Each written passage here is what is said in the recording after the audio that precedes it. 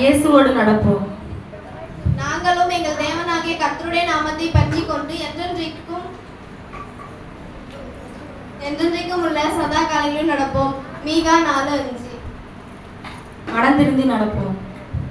நீ சர்வ வல்லவரிடத்தில் மனம் திரும்பினால் திரும்ப கட்டப்படுவீர், அக்கிரமத்தை உம்முடைய கூடாரத்துக்கு தூரமாக்குவீர். யோபு 22:23. மகிழ்ச்சியோடு நடப்போம். கர்த்தாவே, உம்முடைய ரட்சிப்பின் மேல் ஆவலாய் இருக்கிறேன். உம்முடைய வேதம் என் மன மகிழ்ச்சி. சங்கீதம் 119, 174. உறுதியோடு நடப்போம். நல்ல மனுஷனுடைய நடைகள் கர்த்தரால் உறுதிப்படும், அவனுடைய வழியின் மேல் கர்த்தர் பிரியமாய் இருக்கிறார். சங்கீதம் 37:23. தைரியத்தோடு நடப்போம்.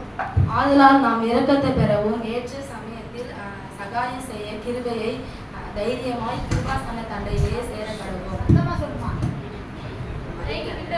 எபிரேயர் 4:16. தேவ பலத்தோடு நடப்போம்.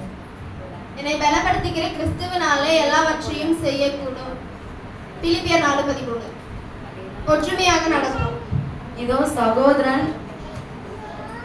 சகோதரன் ஒதுமித்து வாசம் பண்ணுகிறது எத்தனை நன்மையும் எத்தனை இன்பமாய் இருக்கிறது.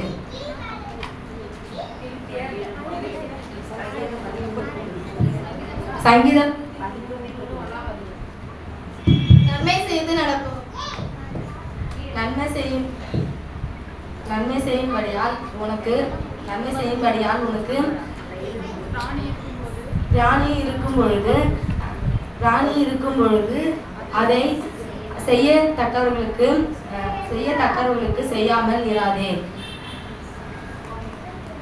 நீதிமொழிகள் 3:27. இறுதி வரை நடப்போம்.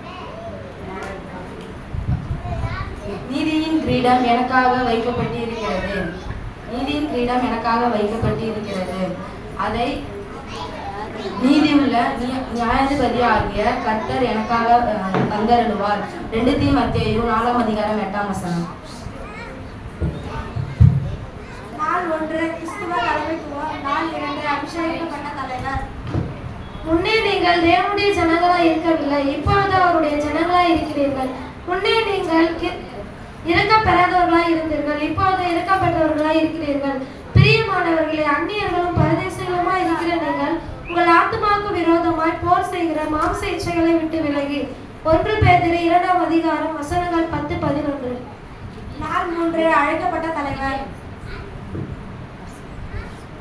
அவருடைய தீர்மானத்தின்படி அழைக்கப்பட்டவர்களாய் தேவனுக்கு அன்பா இருக்கிறவர்களுக்கு சகலமும் நன்மைக்கு ஏதுவாக நடக்கிறது என்று அறியுங்கள்.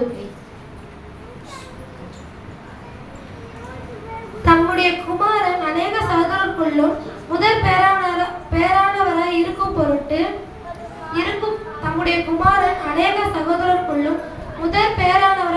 பொருட்டு தேவன் எவர்களை முன்குறித்தாரோ அவர்களை தம்முடைய குமாரன் சாயலுக்கு ஒப்பாயிருப்பதற்கு முன்குறித்தியுள்ளார்.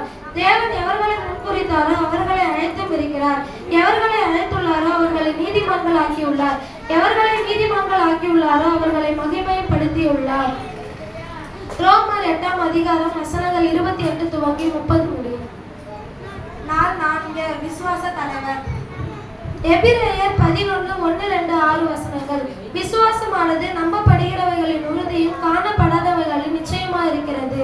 அதிலால் நம்முடைய முன்னோர்கள் நற்சாட்சி பெற்றார்கள். விசுவாசம் இல்லாமல் தேவனுக்கு பிரியமாய் இருப்பது கூடாத காரியம். ஏனென்றால் தேவன் உண்டு என்றும் அவர்களை தேடுகிறவர்களுக்கு அவர் பலன் அளிக்கிறவர் என்றும் விசுவாசிக்க வேண்டும். எபிரேயர் 11:1-2-6. நாள் 5 ஞானமுள்ள தலைவர். நீதிமொழிகள் 2:3-6.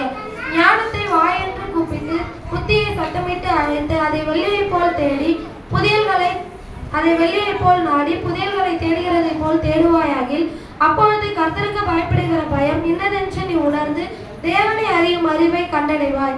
கர்த்தர் ஞானத்தை தருகிறார், அவர் வாயில் நின்று அறிவும் புத்தியும் வரும். நீதிமொழிகள் 2:3-6. நாள் 6 உற்சாகப்படுத்தும் தலைவர்.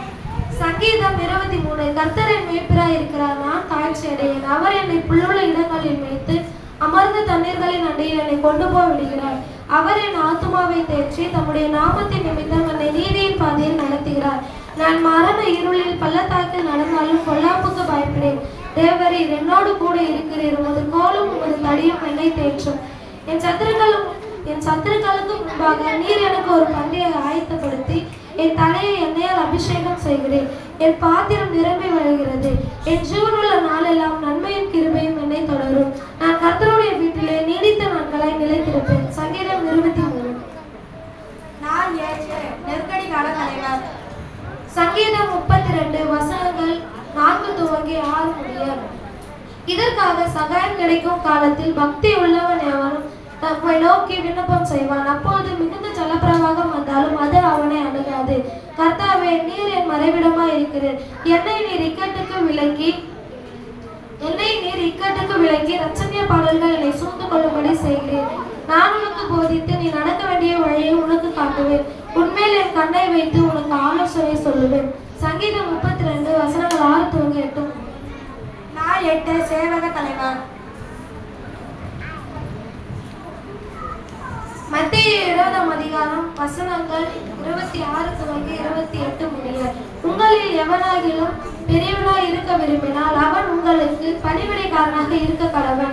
உங்களில் எவனாகிலும் முதற் பேரானவராய் இருக்க விரும்பினால் உங்களுக்கு ஊழியம் செய்ய கடவன். ஏன் அப்படியெனில் மனுஷகுமாரனும் ஊழியம் கொள்ளும்படி வராமல் ஊழியம் செய்யவும் தன் ஜீவனை கொடுக்கவும் வந்தார். நாள் 9 30 பக்கம் தலைவர். எபேசியர் 2ஆம் அதிகாரம் வசனங்கள் 14 துவங்கி 16 முடிய.